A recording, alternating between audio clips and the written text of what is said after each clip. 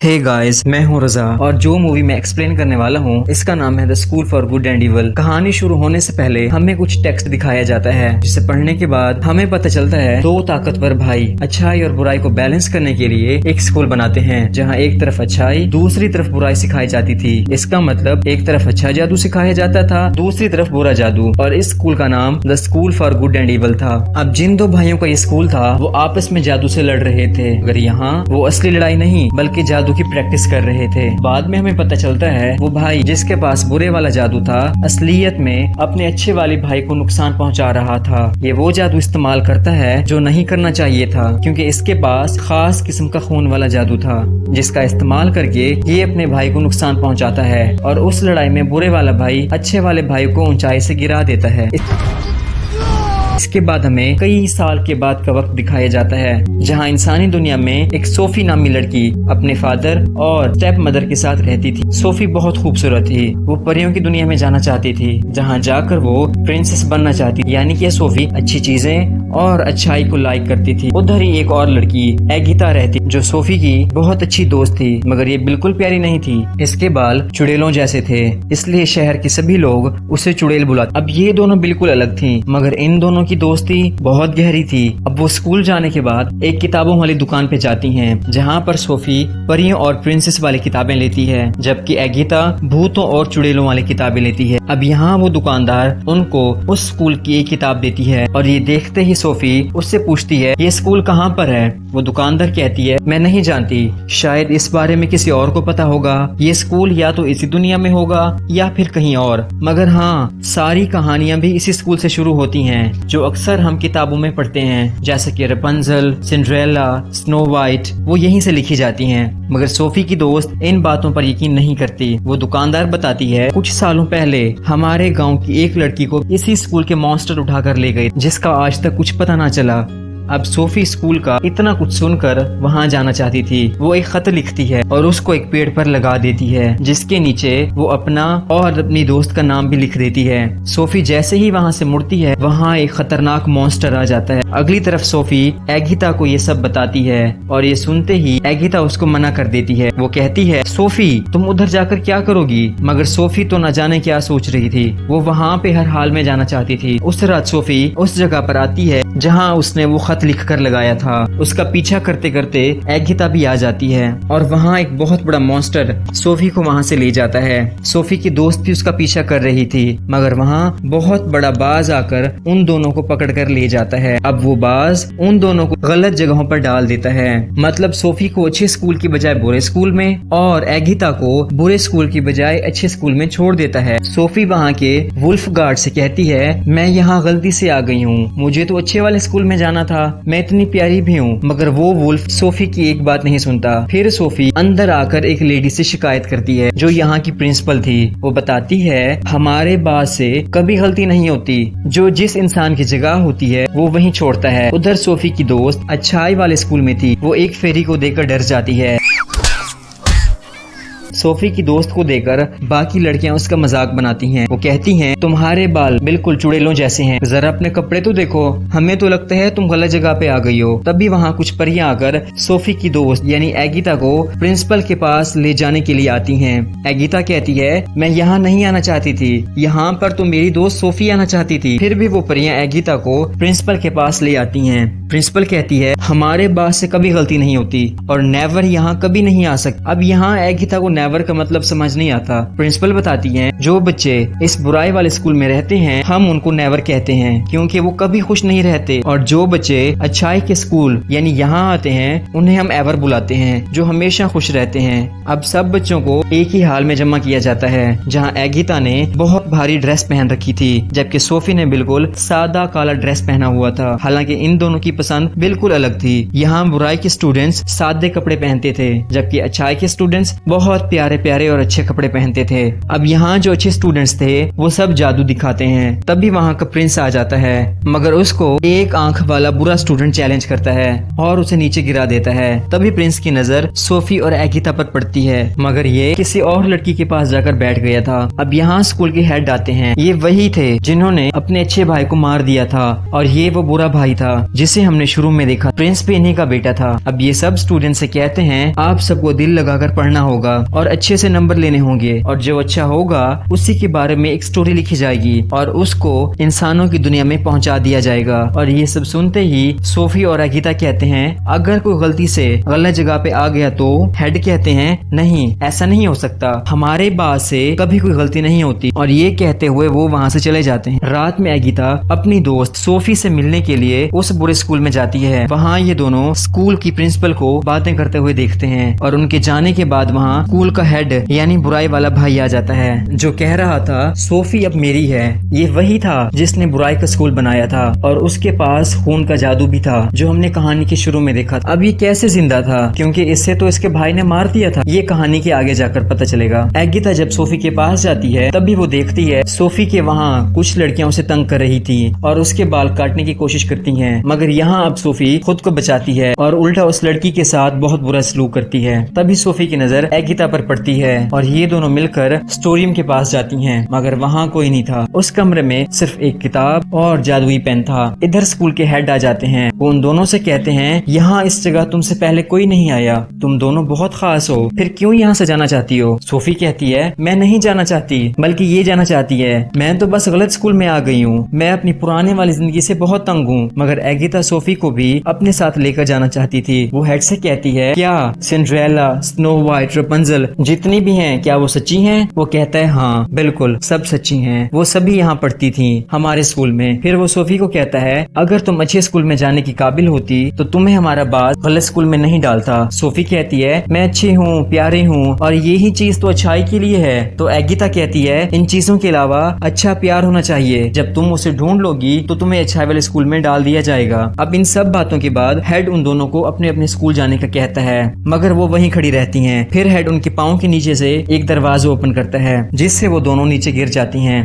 अगले दिन एगिता जब अपनी क्लास में होती है, लड़कियां उससे कहती हैं अगर तुम 3 बार फेल हो गई तो तुम्हें स्कूल से निकाल दिया जाएगा। ये सुनते ही वो खुश हो जाती है तो पूछती है क्या वाकई? वो बताती हैं निकालने का मतलब तुम्हें कोई मॉन्स्टर बना दिया जाएगा। जब टीचर आकर उसकी स्माइल यानी हंसी का टेस्ट लेती हैं तो वो इसमें फेल हो जाती है। उधर दूसरे स्कूल में सोफी का बदसूरती का टेस्ट हो रहा था जिसमें वो भी फेल हो जाती है।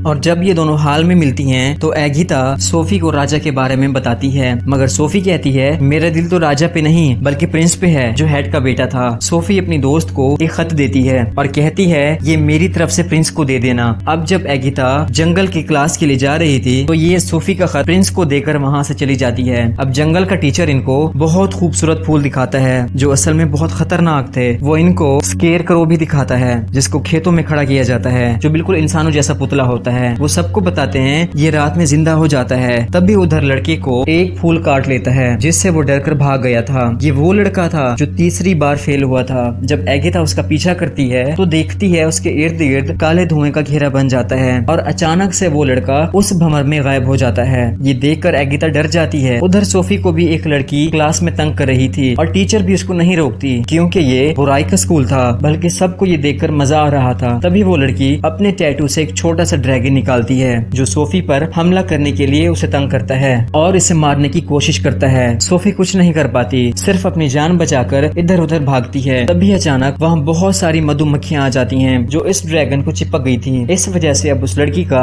दम भी घुटने लगता है जिसने उस ड्रैगन को सोफी के पीछे भगाया था। ये देखकर सोफी उन मक्खियों को रोकती है, मगर वो मक्खियाँ कोई और नहीं बल्कि वो बुराई का लड़का था जिसके पास बुराई वाला जादू था। प्रिंसिपल सोफी को जल्दी से वहाँ से ले जाती है। वो पूछती है ये कौन था? अब वो हेड का बताती है, साथ ये भी कहती है तुम बहुत ताकतवर हो। सोफी कहती है मुझे ताकतवर नहीं बनना, मुझे तो अच्छाई वाले स्कूल में जाना है। जिसके बाद दूसरी तरफ हम अच्छाई के प्रिंसिपल को देखते हैं जो सभी स्टूडेंट्स को ये कह रही थी अच्छाई हमेशा बचाती है। तभी एगिता प्रिंसिपल से उस लड़के का पूछती है जो जंगल में काले भंवर से गायब हो गया था। प्रिंसिपल कहती है ये स्कूल का रूल है और ये कहकर एगिता को चुप करा देती हैं। अब वो बताती हैं साथ ही नहर में एक मछली है जो सबकी ख्वाहिश पूरी करती है, तो आप सबको अपनी अपनी अपनी ख्वाहिशें बताना होंगी। तब एगिता की बारी आती है और ये मांगती है जो लोग अपने घर जाना चाहते हैं वो आराम से जा सकें। तभी वो मछली एक लड़की में बदल जाती है। वो कहती है आज तक किसी ने ऐसा कुछ नहीं मांगा, तुमने बिल्कुल वही चाहा जो मैं चाहती थी, इसलिए तुमने मुझे जादू से आजाद कर दिया, वो जादू जो मुझ पे टेस्ट में फेल होने की वजह से किया गया था। और ये कहकर वो वहाँ से गायब हो जाती है।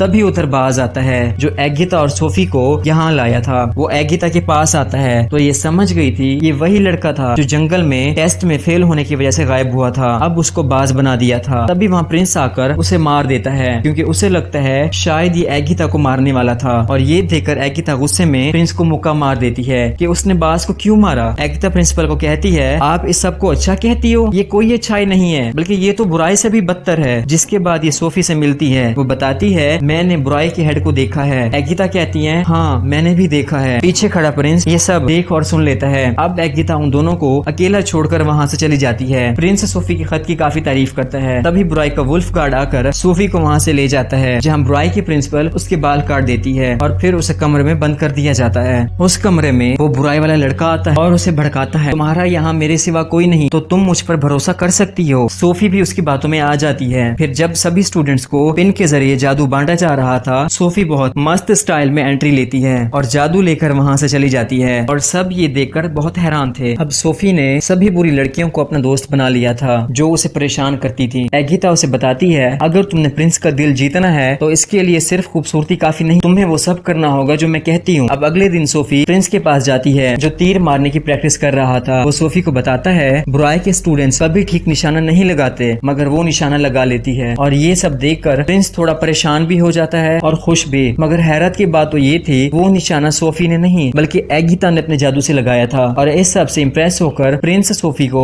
अपनी रानी चुन लेता है। मगर ये बात वहाँ किसी को अच्छी नहीं लगती। एगिता कहती है सच्चा प्यार कभी दूर नहीं होता। हेड कहते हैं ठीक है इस बात का टेस्ट लेने के लिए हम तुम्हें अकेले एक जंगल में छोड़ देंगे। अगर तुम दोनों ने एक दूसरे को ढूंढ लिया तो हम मान लेंगे कि तुम लोगों का प्यार सच्चा है, फिर हम तुम्हें कभी अलग नहीं करेंगे। अब ये बात सुनकर उन दोनों को जंगल में छोड़ दिया जाता है। लेकिन सोफी को इस जंगल के बारे में कुछ भी पता नहीं था और गलती से वो उन खूबसूरत फूलों के पास चली जाती है जो उसको काटने लगते हैं। वहाँ से डरकर सोफी भागती है और स्केरक्रो के पास पहुँच जाती है जो रात को जिंदा हो जाता था। वो डर के मारे वहाँ से चिल्लाती है मगर तभी वहाँ एगिता अच्छे दोस्तों की तरह कबूतर बनकर सोफी की हेल्प के लिए आती है। तभी उनको प्रिंस की आवाज आती है और ये देखकर एगिता छिप जाती है और सोफी को उसके पास भेजती है। मगर उस स्केरक्रो से फाइट करते करते प्रिंस की जादुई तलवार नीचे गिर गई थी जिसकी वजह से स्केरक्रो प्रिंस को बहुत ज्यादा मार रहा था। एगिता सोफी को इशारा करती है कि तलवार उठाओ प्रिंस को दो मगर वो इतना डर जाती है कुछ नहीं कर सकती। जब प्रिंस मरने वाला था एगिता खुद आ जाती है और उसकी तलवार उसे दे देती है जो स्केरक्रो को मार देता है। प्रिंस सोफी पर बहुत गुस्सा करता है कि उसने उसकी जान नहीं बचाई। मगर यहाँ सोफी उल्टा एगिता पर ही नाराज होती है और इस सब से वो एगिता को वहाँ से छोड़कर चली जाती है। स्कूल वापस आने पर एगिता की प्रिंसिपल उसको बहुत डांटती है। वो कहती है तुम्हें स्कूल से बाहर नहीं जाना चाहिए था। अब तुम ये बताओ जिस दोस्त के लिए तुम वहाँ गई क्या तुम्हें उस पर भरोसा है। एगिता का दिल इस सब से टूट जाता है। कहती है नहीं मुझे सोफी पर भरोसा नहीं है बल्कि मेरा तो ये मानना है तभी इंसान बहुत बुरे होते हैं। उधर सोफी बहुत ज्यादा गुस्से में थी। तभी वहाँ बुराई का हेड आता है और सोफी को एगिता की बातें सुनाता है। वो कहती है सोफी बुरी है लेकिन वो इसको पूरी बात नहीं बताता जिससे सोफी का दिल टूट जाता है और उसे एगिता पे बहुत गुस्सा आता है। अब वो पूरी तरह से बुराई के हेड के बस में थी। वो उसको खून वाला जादू भी देता है जो सबसे ज्यादा खतरनाक था। अब जब प्रिंसिपल उसके पास आती है तो ये प्रिंसिपल को भी सुना देती है। यहाँ हमें पता चलता है वो बुराई की प्रिंसिपल कोई और नहीं बल्कि वही लड़की थी जो 20 साल पहले सोफी के शहर से गायब हुई थी जिसके बारे में किताबों वाली शॉप पे उन्हें वो लेडी बताती है। वहाँ अब अच्छाई के स्कूल में प्रिंस एगिता को अपनी रानी चुन लेता है। तभी वहाँ सोफी आती है जो पूरी तरह चुड़ैल बन चुकी थी। उसका चेहरा भी खौफनाक हो गया था और ये सब उस खून वाले जादू की वजह से था। सोफी प्रिंस से कहती है तुम्हारी रानी तो सिर्फ मैं ही बनूंगी और ये कहकर वहाँ से चली जाती है। तभी सब देखते हैं सोफी ने अपने जादू की वजह से सभी गार्ड्स टीचर्स को छोटे छोटे खिलौनों में बदल दिया था। ये देखकर प्रिंस बुराई वाले स्कूल पे हमला कर देता है मगर सोफी उसके जादू और हमले को रोक देती है और उल्टा उन पर हमला कर देती है। अब यहाँ सरप्राइजिंगली ऐसा कुछ होता है जो किसी ने एक्सपेक्ट नहीं किया था। सोफी जादू से बुराई के स्टूडेंट्स को खूबसूरत और अच्छाई के स्टूडेंट्स को बदसूरत बना देती है और सब पूरी तरह से बदल चुके थे। अब यहाँ सबके दरमियान में लड़ाई होना शुरू हो जाती है। एगिता सोफी के पास जाती है, कहती है ये सब क्या कर दिया तुमने, रोको इस सबको, ऐसा मत करो। मगर सोफी उसकी बात नहीं मानती और जादू से उसको गिरा देती है। अब सोफी वहाँ आती है जहाँ वो जादुई पेन और किताब था, क्योंकि ये वहाँ अच्छाई की हेड को भी मारने आई थी। तभी ये देखती है अच्छाई वाला हेड बुराई के हेड में बदल जाता है जिसने उसे जादू दिया था। अब वो बुराई का हेड कहता है मैं तो शुरू से ही जिंदा था, मैं ऊंचाई से गिरा तो मैंने वापस आकर अपने अच्छे वाले भाई को मार डाला और उसकी जगह ले ली, जैसे हमें कहानी के शुरू में दिखाया गया था। अब वहाँ ये सोफी को जैसे ही अपने काबू में करता है उधर सब कुछ तबाह होने लगता है और सोफी ये सब देखकर हैरान हो जाती है, क्योंकि उसने तो ये सब कुछ सोचा भी नहीं था। सोफी कहती है बस करो, मैं ऐसा नहीं चाहती थी, ना मैं सबको मारना चाहती थी। तभी वहाँ एगिता आती है जिस पर वो बुराई का हेड कहता है ये अब मेरी है, तुम इसे कहीं नहीं ले जा सकते। एगिता कहती है मेरी दोस्त को कुछ नहीं कह सकते। तभी बुराई का हेड उस पर जादुई हमला करता है और सोफी एगिता के आगे आ जाती है, जिससे वो जादुई पेन उसे लग जाता है। अब क्योंकि बुराई के हेड और सोफी का एक ही जादू था, जैसे ही वो पेन सोफी को लगता है तो वो जख्मी हो जाती है और उन दोनों का जादू अलग अलग हो जाता है। अब वहाँ प्रिंस आकर उनको मारने लगता है, मगर वो उल्टा उस पर हमला कर देता है, जिससे प्रिंस भी दूर जाकर गिरता है। मगर सोफी अपने जादू से प्रिंस की तलवार उसी की तरफ कर रही थी, जिससे एगिता कूद कर उस तलवार को पकड़ लेती है और बुराई के हेड को मार देती है। अब सोफी भी मर गई थी। उसे देखकर एगिता बहुत रोती है, लेकिन जब एगिता के आंसू उस पर पड़ते हैं तो वो दोबारा जिंदा हो जाती है। ये देखकर वो बहुत खुश होती है। अब वहाँ अच्छाई और बुराई के लोग मिल जाते हैं, सब गले मिलते हैं, सभी बहुत खुश थे, सभी हंसी खुशी रहने लगे। तभी वहाँ जादू से एक रास्ता खुलता है जो उनके घर का रास्ता था। एगिता कहती है सोफी तुम प्रिंस के पास रुको, मैं घर जा रही हूँ। मगर सोफी कहती है नहीं, हम दोनों इकट्ठे जाएंगे। अब ये दोनों वापस से अपनी दुनिया में आ गई थी और पहले की तरह जिंदगी जीने लगती हैं। मगर अब इनके पास जादू भी था। एक दिन प्रिंस का तीर इंसानी दुनिया में एक पेड़ पर लगता है, जिससे आवाज आती है एगिता मुझे तुम्हारी जरूरत है। और इसी के साथ ये मूवी यहीं एंड हो जाती है। तो कमेंट्स में बताइएगा वीडियो कैसे लगी आपको, and thank you for watching.